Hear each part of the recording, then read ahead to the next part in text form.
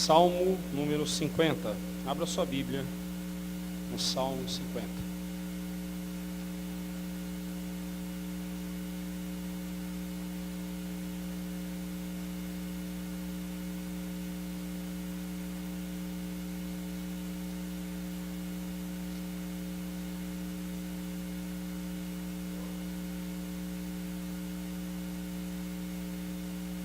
Mantenha a sua Bíblia aberta, nós leremos o Salmo conforme a exposição do texto. Antes vamos orar ao Senhor mais uma vez. De todas as coisas que existem, ó Deus, a Tua palavra sobrepuja em perfeição e pureza. Ela nos purifica a alma, transforma as nossas vontades na Tua vontade, nos dá a direção que devemos seguir. Tua palavra, ó Deus, é a fonte de vida para o nosso coração. E agora, necessitamos ser saciados nela e dela. Rogamos Teu ensino, em nome de Jesus Cristo, Teu Filho amado. Amém, Senhor.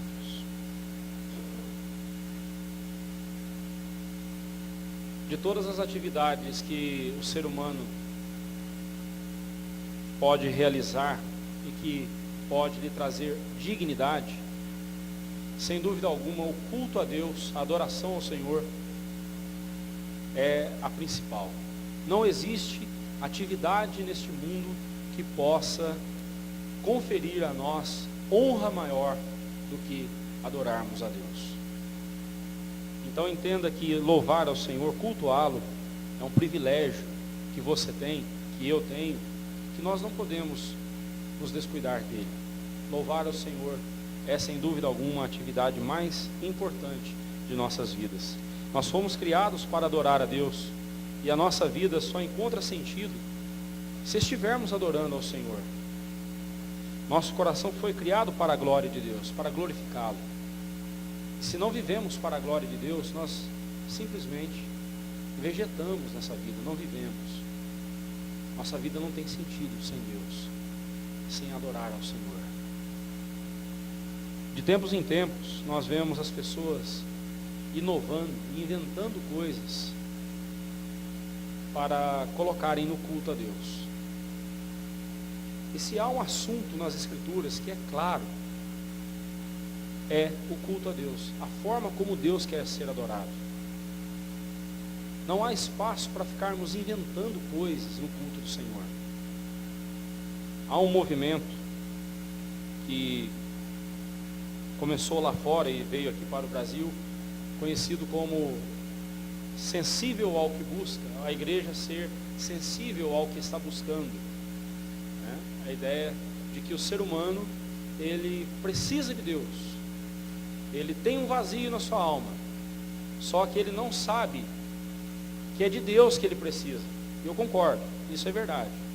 O ser humano vive inventando coisas para satisfazer a sua alma, e nada é capaz de satisfazê-lo. E o porquê ele faz isso? Porque por causa do seu pecado, ele afastou-se de Deus, ele deu as costas para Deus, mas a sua alma ainda continua vazia. Mas ele está buscando preencher o vazio do seu coração. Agora, esse movimento, conhecido como sensível ao que busca, ele falha, ele erra terrivelmente quando ele diz que o homem está buscando Deus, mas não sabe que é a Deus que ele busca.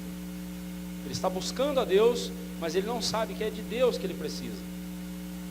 Ora, irmãos, a Bíblia é bem clara que o homem, ele odeia Deus. O homem sem Deus, ele odeia Deus. Ele não quer saber de Deus. Eu sei que essa afirmação até choca, assusta a gente, porque você deve conhecer pessoas que não são crentes, e que se você falar de Deus com elas, elas vão te ouvir. E elas vão parar para te ouvir. E elas vão dizer, continue, eu gosto de ouvir. Quando se fala de Deus, eu gosto de ouvir, continue. E então, pastor? Então você não está exagerando aí na sua afirmação? Você pode me dizer, não estou exagerando. Porque começa a dizer para essa pessoa que ela está sob a ira de Deus. Comece mostrando para essa pessoa que por causa do pecado dela, ela está debaixo da ira de Deus. E o que ela receberá, se Deus não tiver misericórdia dela, será o inferno. Comece a mostrando para ela, comece a mostrar para ela o que é a palavra de Deus, o que a Bíblia fala sobre Deus e ela. Essa pessoa vai dar as costas para você, não antes de sair xingando você ou falando um monte de impropérios para você. E a base disso está lá em Efésios capítulo 2, versículo 12, que diz que um dia nós vivemos neste mundo sem Deus no mundo, ou seja, nós vivemos aqui uma época da nossa vida, antes da nossa conversão, nós nem nos importávamos com Deus. Deus não era a pessoa mais importante para nós. Ainda que alguém possa dizer, não, mas fale sobre Deus, eu gosto de ouvir sobre Deus, pode falar, eu creio, eu quero ouvir. Essa pessoa, quando você começar a falar o que a Bíblia diz, essa pessoa vai dar as costas. E lá em Romanos capítulo 1, versículo 21, a palavra de Deus diz que eles, tendo o conhecimento de Deus, não glorificaram como Deus, nem lhe deram graças. Antes, tornaram-se nulos em seus próprios raciocínios, obscurecendo-se-lhes o coração insensato. Este é o ser humano não convertido. O ser humano, ele tem um vazio enorme em seu coração, um vazio que só pode ser preenchido por Deus, mas ele não quer Deus.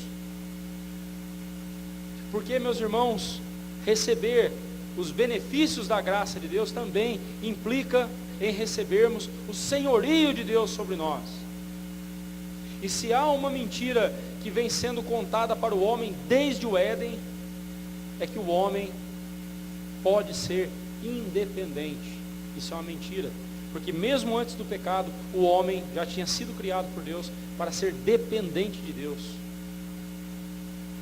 E o pecado nos faz relutar contra essa verdade, de não querermos ser dependentes de Deus. Assim é o homem não convertido. Ele odeia a Deus.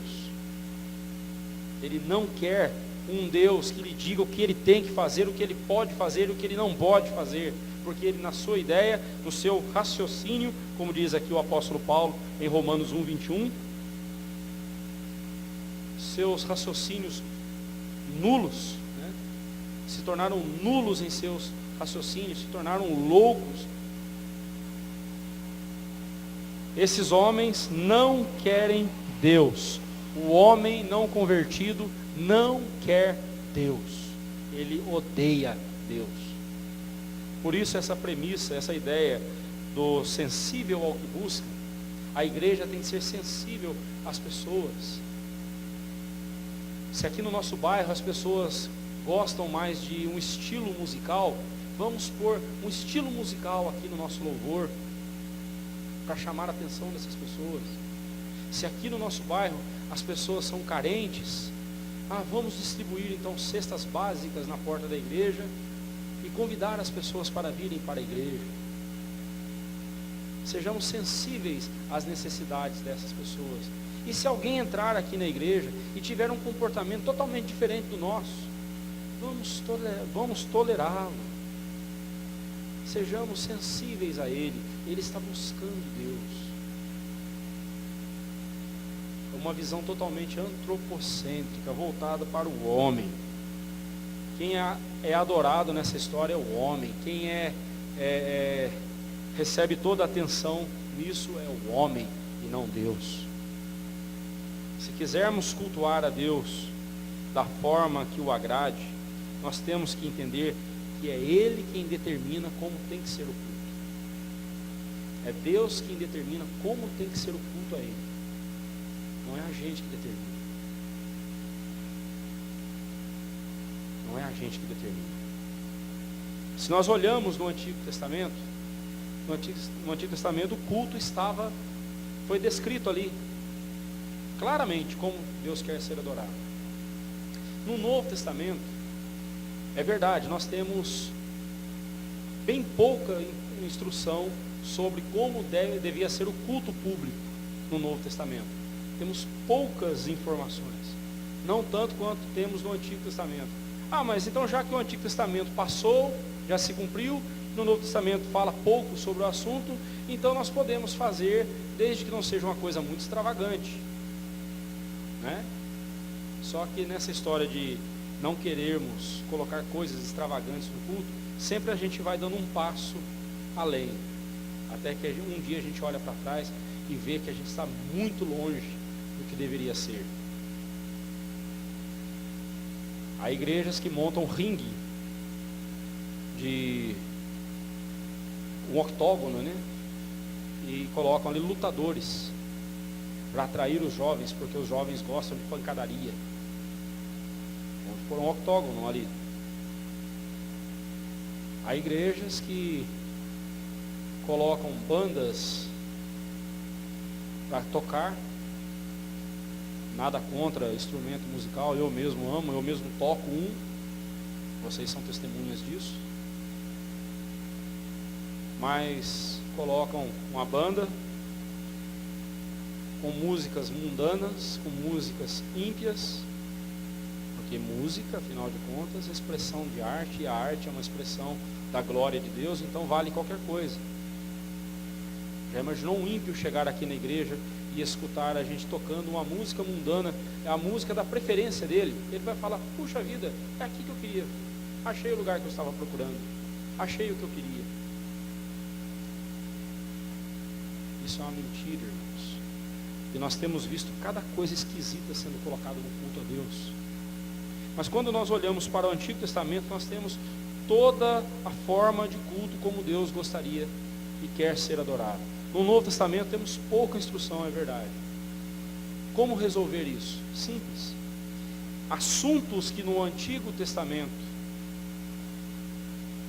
vieram para o Novo Testamento, e nós temos outras instruções, então agora as instruções do Novo Testamento é que devem ser seguidas. As instruções do Antigo Testamento, que no Novo Testamento, como é o caso do culto, quase não temos instrução no Novo Testamento da forma do culto, como deve ser a liturgia de um culto, permanecem então alguns elementos do Antigo Testamento. Como Deus gostaria de ser adorado no Antigo Testamento, continua no Novo, porque nós não temos uma outra norma que veio substituir a anterior. No Novo Testamento, o princípio é o mesmo do Antigo Testamento. O princípio de culto que nós não podemos jamais esquecer é que o inocente substituiu o pecador. E lá no Antigo Testamento nós temos os cordeiros sendo sacrificados no lugar dos pecadores. Eu só vou desligar esse aqui, irmãos.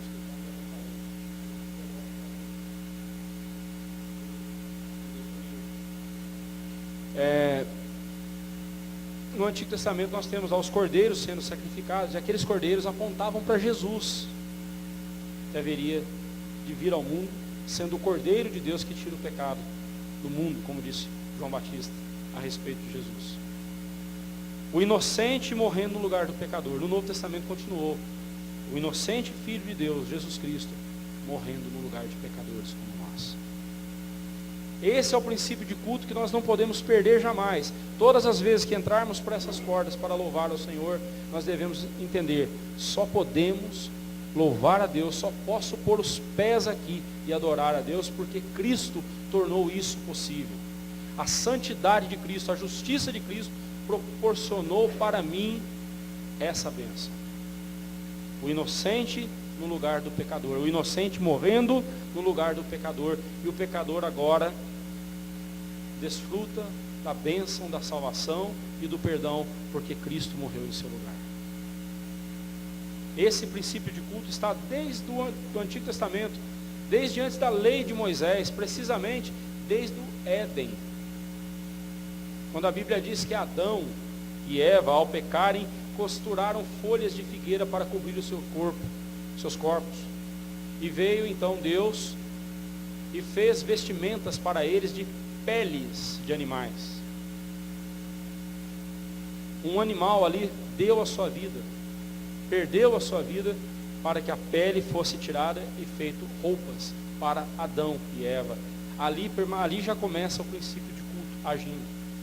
Eu só posso me aproximar diante de Deus e adorá-lo, porque o inocente Filho de Deus assumiu o meu lugar na cruz.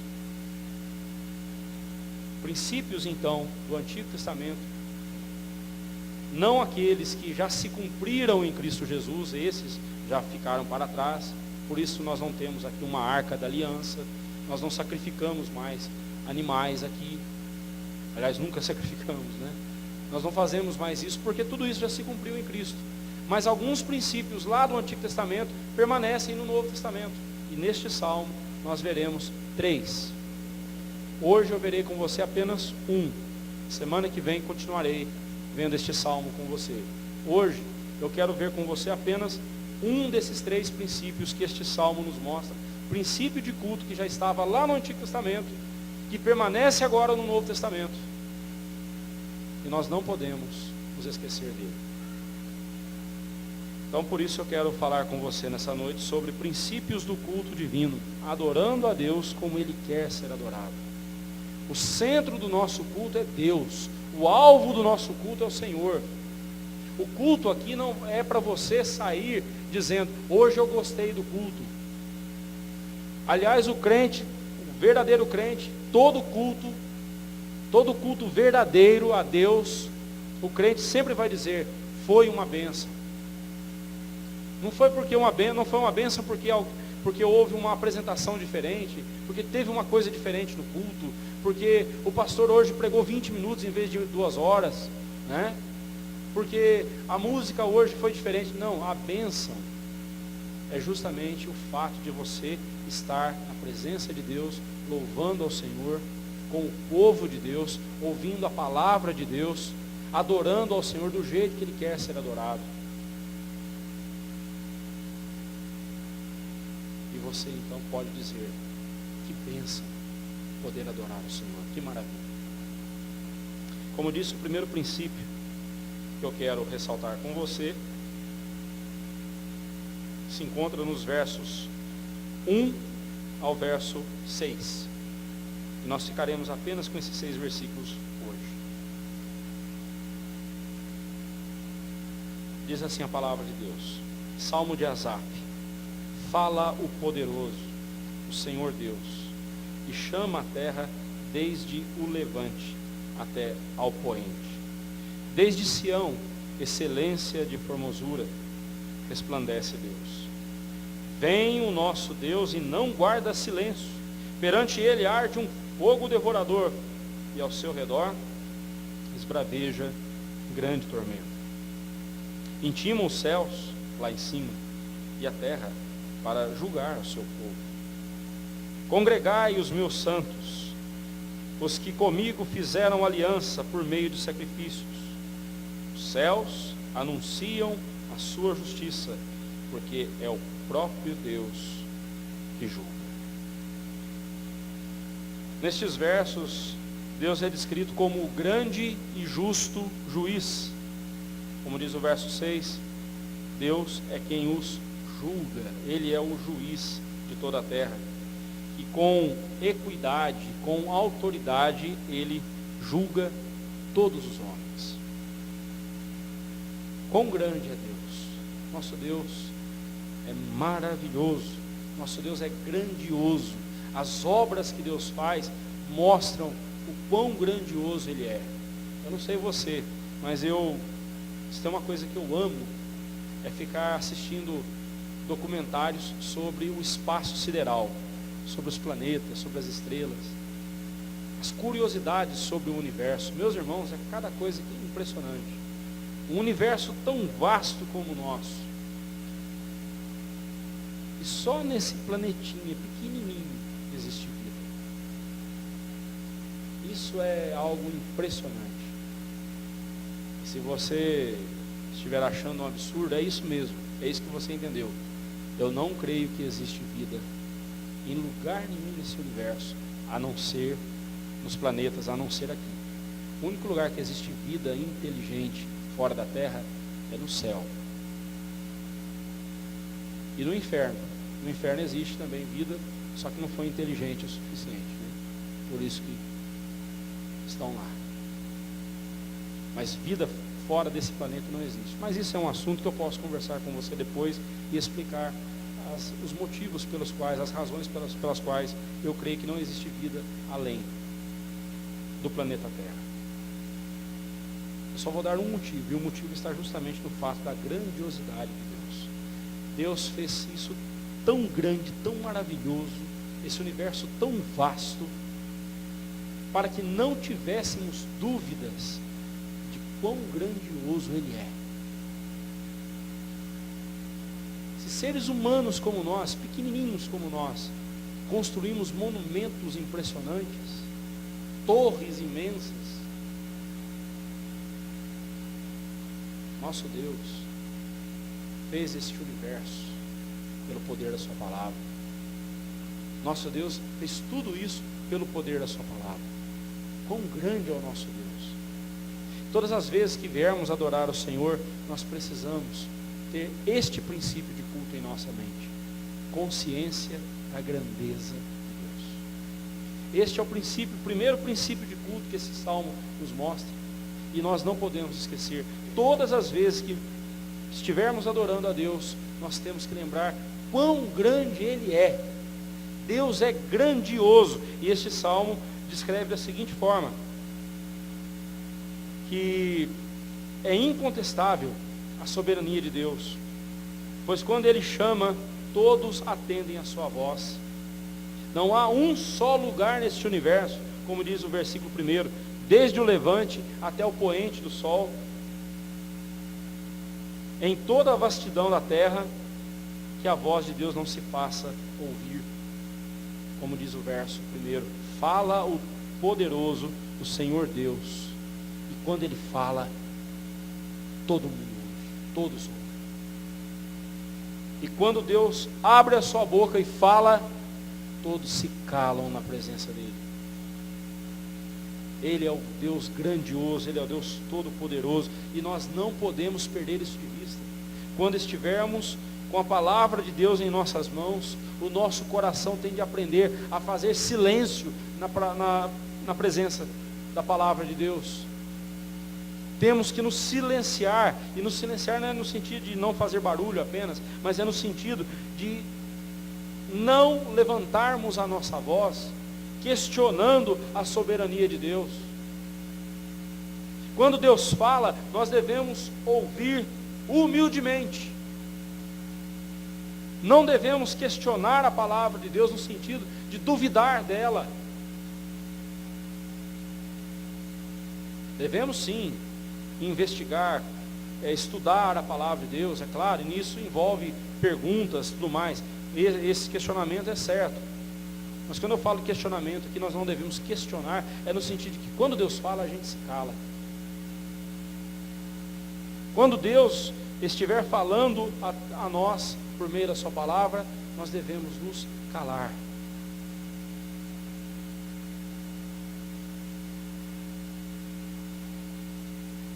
Porque Ele é soberano, Ele é o grande Deus. Os 3 nomes de Deus aqui no verso 1, Ele é o poderoso, Senhor e Deus.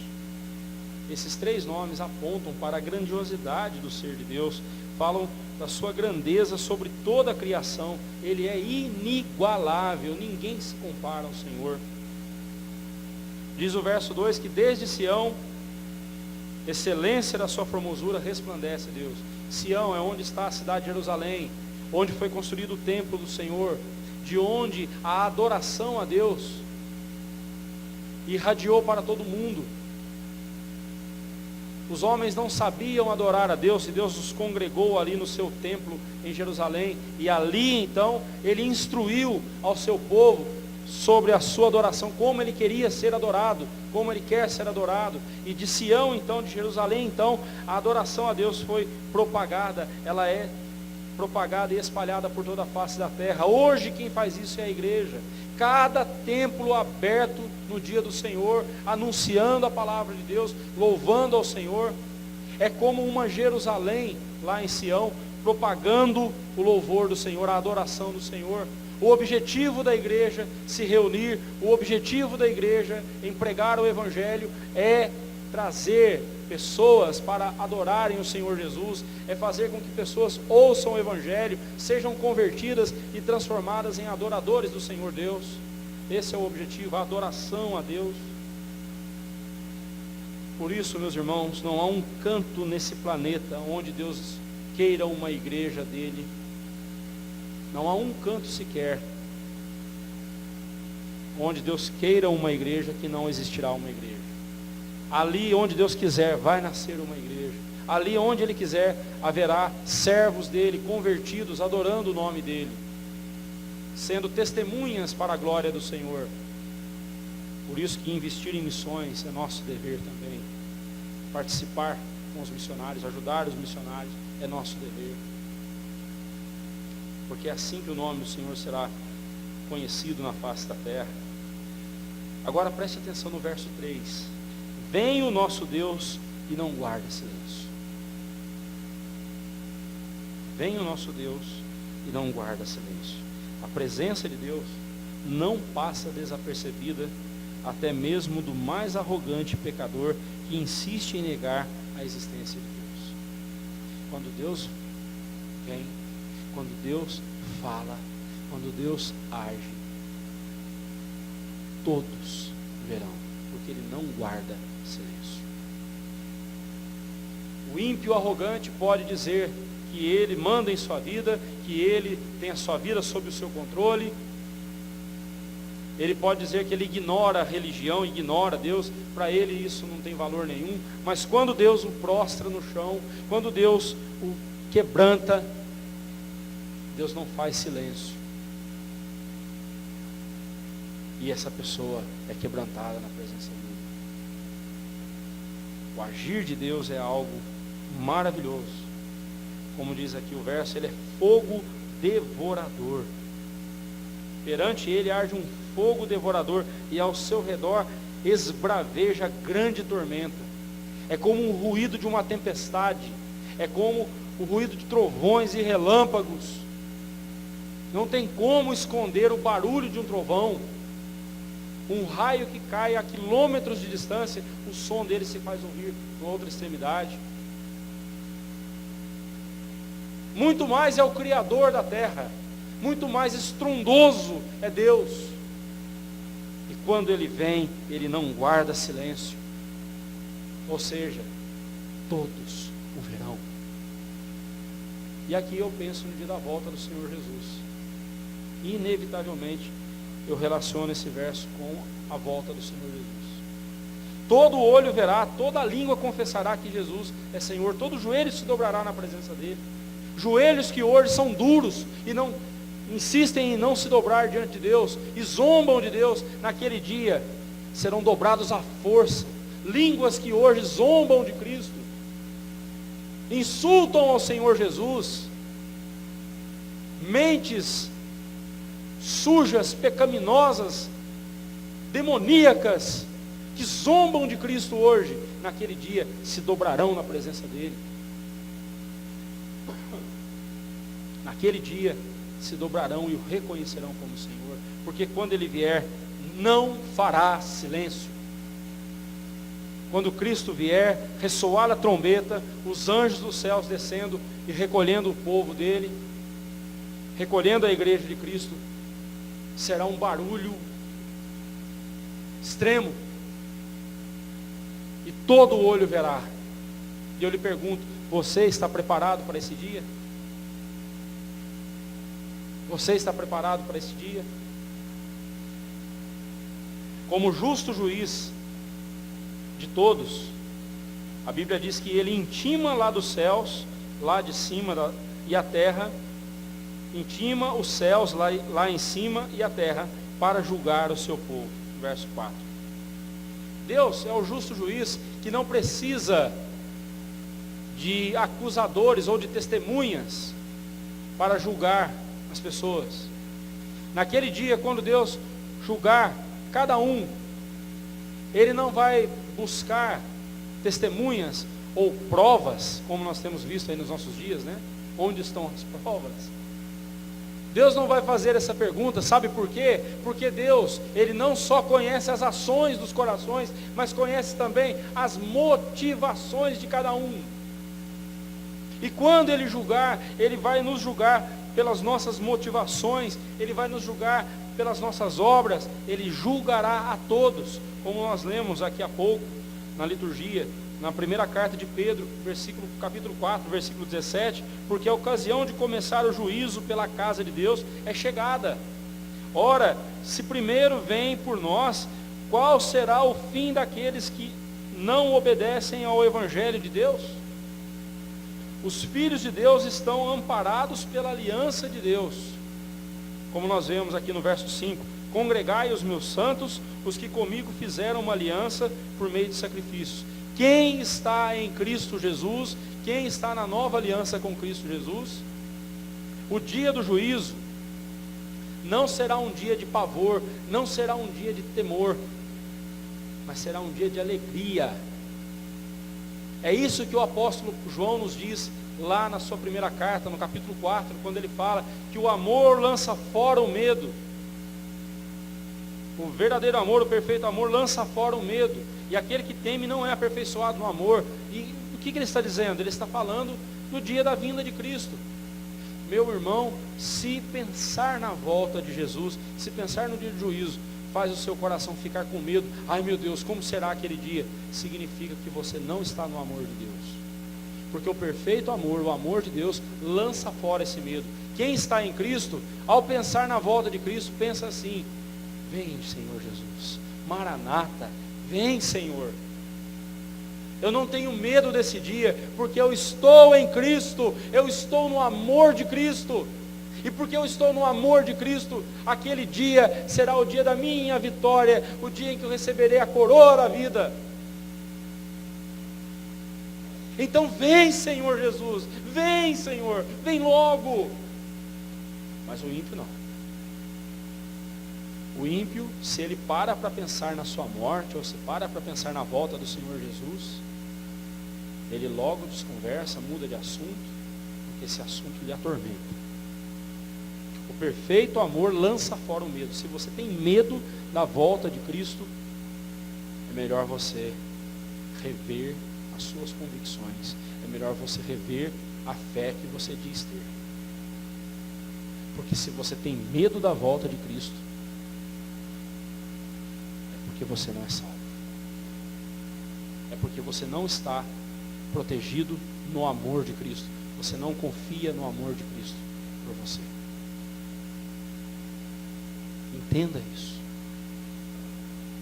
Entenda isso.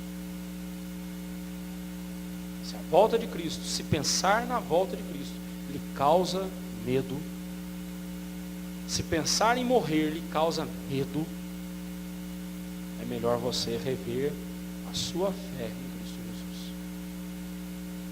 Isso é muito sério, irmão. Não leve em brincadeira esse assunto. A sua alma depende disso. Versículo 6. Os ímpios. Ou melhor, o versículo 6 nos mostra que os céus anunciam a justiça de Deus, porque é o próprio Deus quem os julga.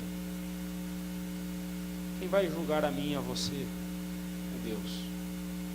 Mas se estivermos em Cristo, Cristo dirá: Pai, Ele está amparado no meu sangue. Ele pecou sim, mas o meu sangue foi vertido na cruz por Ele. Foi por Ele que eu morri. Receba-o, Pai. Receba-o. Porque Ele confiou em mim. Ele viveu confiante em mim. É Deus quem vai nos julgar. É impressionante como as pessoas falam as coisas sem pensar, não é mesmo? Quando alguém é apanhado em pecado e é repreendido, e por ser arrogante, por ser orgulhoso e não concordar e não aceitar a repreensão, essa pessoa diz assim: você não pode falar nada, porque quem vai me julgar é Deus. quem me julga é o Senhor. Você acha isso pouco? Você acha pouco pensar que quem vai te julgar é Deus? Se você não estiver em Cristo Jesus, o que te aguarda pela frente é o justo juiz de toda a terra, aquele que não precisa de ninguém depondo contra você, aquele que não precisa juntar provas contra você, porque todas as provas já estão nas mãos dele, ele conhece cada uma delas. Dizer isso, quem vai me julgar é Deus, não levante contra mim acusação, porque quem me julga é Deus. É um ato de loucura se essa pessoa não estiver de acordo com a vontade de Deus. Se essa pessoa não estiver andando na presença de Deus, é um ato de loucura dizer isso. Ela está assinando a própria sentença. Mas aquele que confia em Jesus, aquele que está em Cristo, esse receberá de Deus a salvação. Este receberá de Deus não uma sentença de morte, mas a recompensa da vida. Vinde, benditos do meu reino.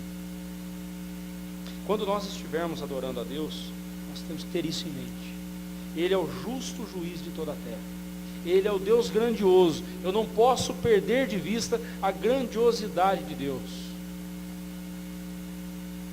E eu quero aqui, para quem acha que pastor só dá cajadada na igreja, eu quero aqui louvar a Deus pelo que vi hoje nessa igreja.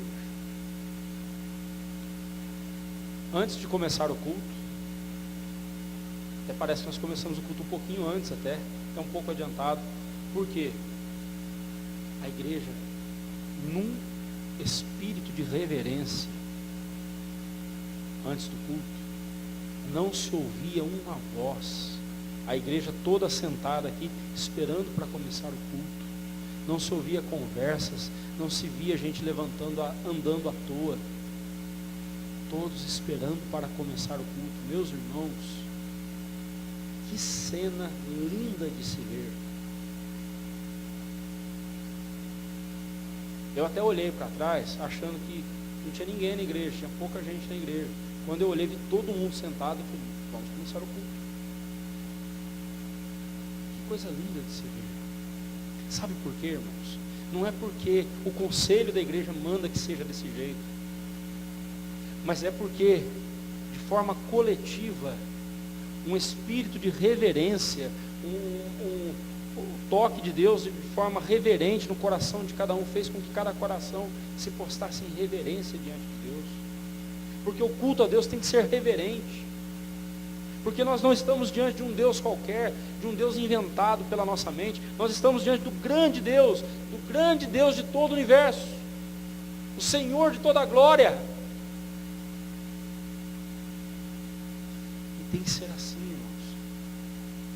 Façamos o que fizemos hoje, todos os dias. Sejamos zelosos para com o culto ao Senhor. Guardemos o nosso caminhar, o nosso jeito, a nossa postura aqui na casa do Senhor. A reverência a Deus é muito importante, a reverência no culto do Senhor. Temos mais facilidade, meus irmãos, de pecar quando nos esquecemos disso. Quando nós nos esquecemos que Deus está presente, não só aqui na igreja, mas na nossa vida, no dia a dia. Quando estamos sozinhos, andando pelas ruas, ou fazendo alguma coisa, estamos sozinhos. E nós nos esquecemos que Deus, o justo juiz, o grande Deus, está olhando para nós, vendo-nos o tempo todo. Quando nos esquecemos disso, pecamos, caímos no pecado com facilidade. Portanto, se quisermos nos afastar do pecado, se quisermos vencer o pecado, nós não podemos perder de vista, e não podemos perder a consciência da grandeza de Deus, e saber que Deus está presente, Deus está conosco o tempo todo. Ele é o Deus que se faz presente, os olhos dele estão em todos os lugares, contemplando os maus e os bons. Temos que o tempo todo olhar para Deus e lembrar que Deus está olhando para nós. Quando estivermos sozinhos, tentados a cometer um pecado, lembremos-nos disso. Deus está nos vendo. Minha esposa não está perto, meu pai não está perto, minha mãe não está perto, minha filha não me vê, minha sogra não sabe onde eu estou, ninguém da igreja sabe o que eu estou fazendo, então eu vou fazer. Não, Deus está vendo. Deus sabe o que eu estou fazendo em cada momento. Aliás, Deus sabe o que eu estou pensando. Isso deve trazer ao nosso coração profundo peso e reverência. Em segundo lugar, aqueles que temem a Deus hoje não terão medo do juízo final, mas os que vivem hoje zombeteiramente diante de Deus serão apanhados por profundo e eterno terror. Serão apanhados de surpresa por um terror inigualável. Que no culto a Deus esse princípio esteja sempre presente em nossas vidas. Que ao olharmos, que ao adorarmos ao Senhor, ao adentrarmos a casa do Senhor para adorá-lo, ou mesmo lá em nossa casa, no nosso recôndito, ali, ao adorarmos o Senhor, lembremos-nos disso. Estamos diante do grandioso Deus. Quando perdemos a consciência da grandeza de Deus, o nosso pecado se avoluma e nós cometemos coisas terríveis, pecados terríveis, porque ignoramos a grandiosidade e a santidade de Deus. Que Deus nos ajude para que o nosso culto a Ele seja, antes de tudo, expressão da grandiosidade do seu ser.